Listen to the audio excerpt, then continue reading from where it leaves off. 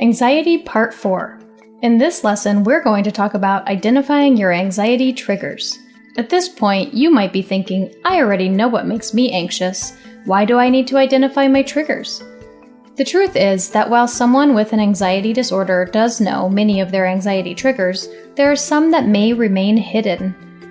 Knowing and identifying your anxiety triggers can help you calm down, help you cope better with them, and also give you more options of how to respond to them. Sometimes identifying triggers can be like trying to solve a puzzle, as they are not immediately obvious to us. When you begin to investigate your triggers, two things are very important.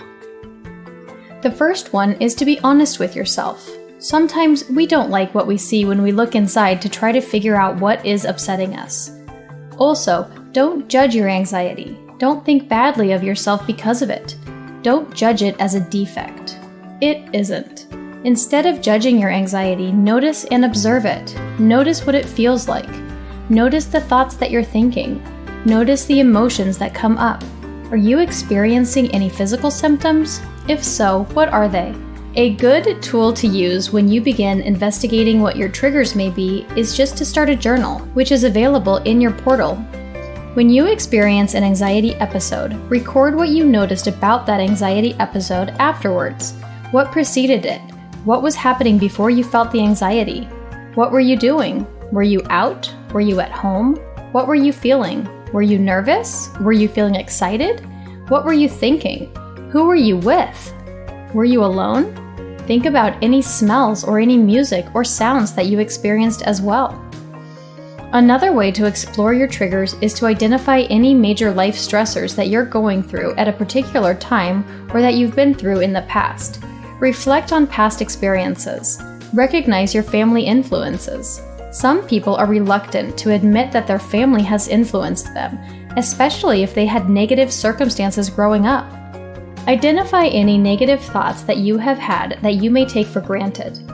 Other ways to assist you in identifying your anxiety triggers are to talk to somebody you trust. Ask the person if they've noticed that you've seemed more anxious after certain experiences or events. You can also work with a therapist.